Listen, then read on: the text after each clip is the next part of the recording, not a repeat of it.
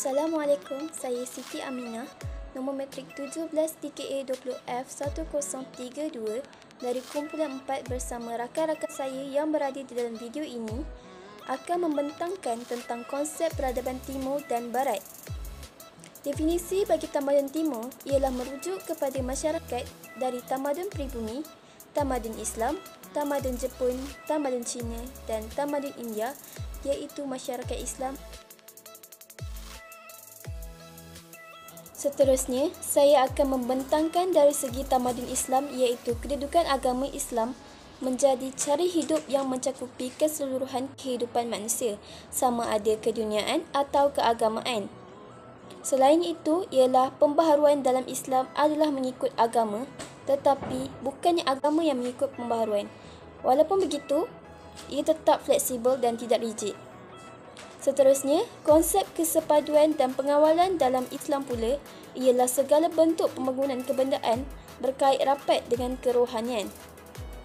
Di samping itu, segala urusan tidak terlepas daripada mengikut prinsip-prinsip akidah, syariah dan akhlak. Seterusnya, saya serahkan video ini kepada Puteri Nasuha yang akan membentangkan konsep kemajuan tamadun dan penekanan sudut kemajuan dalam tamadun Islam. Sekian saja.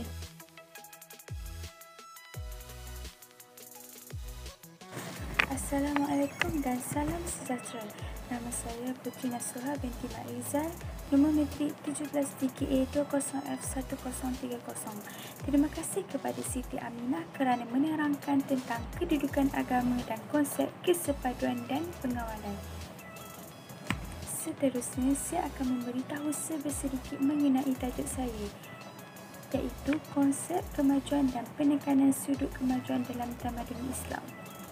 Islam mengambil kira dari aspek kemajuan dan perubahan serta menegaskan bagaimana cara ia dicapai dan apakah matlamatnya.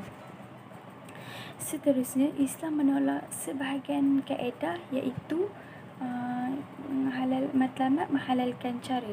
Sebagai contoh, dalam Islam semua perbuatan, amalan, niat mestilah dibenarkan syarak dan matlamatnya mestilah jelas, tidak bertentangan dengan syarak. Kita juga dilarang menggunakan kaedah matlamatnya baik, tetapi cara dan jalannya adalah haram. Seterusnya, penekanan sudut kemajuan pula ialah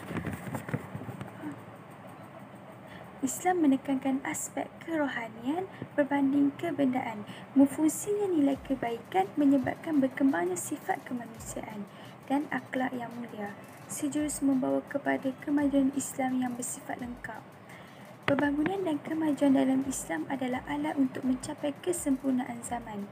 Akhir sekali, fokus utama pembangunan dalam Islam adalah manusia itu sendiri.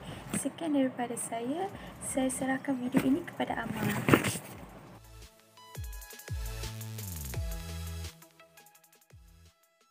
Terima kasih kepada rakan setuju saya, Puteri, yang telah menyalurkan sebuah sedikit mengenai konsep kemajuan tamadun Timur dan penerangan dari sudut kemajuan tamadun tersebut.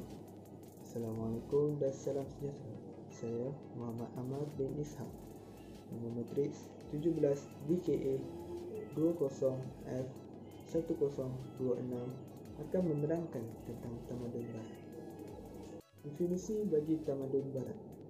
Tamadun Barat diasaskan melalui fahaman sekularisme di mana ia bersandarkan semata-mata kepentingan manusia dan menafikan pertimbangan kepercayaan kepada Tuhan. Mereka percaya bahawa agama tidak patut dilibatkan dalam aktiviti sosial dan politik negara. Pemikiran dan keinginan nafsu menjadi sumber utama dalam pembinaan dan pembangunan tamadun mereka. Segala urusan tidak ada kaitan dengan agama dan agama adalah sebahagian kebudayaan.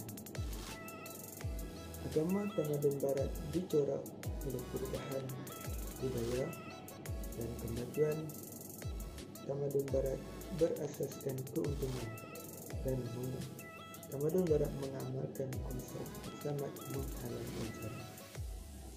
Masalah peradaban Barat pula merujuk kepada masyarakat bukan Asia yang dikenali sebagai masyarakat yang turut merangkumi Amerika Syarikat dan Eropah. Seterusnya, kita kepada konsep kesepaduan dan pengawalan tamadun barat. Tamadun barat melihat perkara-perkara keduniaan hanya untuk kehidupan dunia semata-mata, serta segala urusan tidak ada kaitan dengan agama. Selain itu, pengawalan tamadun barat terikat dengan undang-undang, tetapi pengawalannya terlalu longgar dan bentuk pengawalan tidak bersasarkan kepada iman yang kukuh.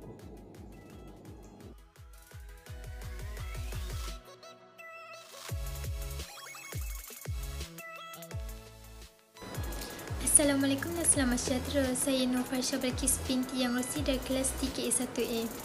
Jadi, terima kasih kepada Amar yang telah menerangkan mengenai kedudukan agama dan konsep kesepaduan dan pengawalan barat. Di samping itu, pada slide yang berhujung ini, saya akan menerangkan tentang konsep kemajuan. Konsep kemajuan ini berdasarkan keuntungan semata-mata. Ia juga berpegang dengan konsep matlamat menghalalkan cara. Seterusnya, penekanan sudut kemajuan barat menitik beratkan aspek kebendaan dengan mengenapikan aspek kerohanian. Mereka juga menghadapi krisis yang teruk akibat mengabaikan aspek kemajuan dari sudut kerohanian ataupun spiritual.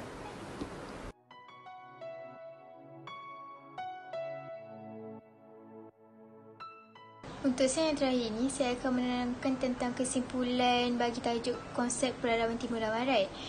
Untuk sumber tamadun Timur, dari wahyu Allah dan sunnah Rasulullah di samping sumber ijtihad. Bagi sumber tamadun Barat pula, dari akal pemikiran manusia. Asas bagi tamadun Timur berasaskan kaedah tauhid, syariah dan akhlak. Bagi asas tamadun Barat berasaskan logik akal panca indera dan materialisme. Kemudian untuk konsep kesepaduan dan pengawalan bagi tamadun Timur berkonsepkan perpaduan yang kuat dan berpengawalan. Bagi tamadun Barat pula berkonsepkan kesepaduan terlalu longgar dan sentiasa berubah dan tidak seragam. Bagi matlamat tamadun Timur bertujuan membangunkan dunia ini, iaitu mendekatkan diri manusia dengan Allah.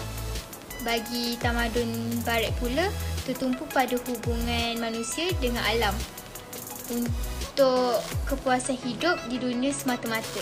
Perbezaan yang seterusnya adalah sifat. Sifat bagi tamadun Timur adalah bersifat universal dan boleh diterima oleh semua bangsa di dunia dan sesuai sepanjang masa sehingga hari kiamat.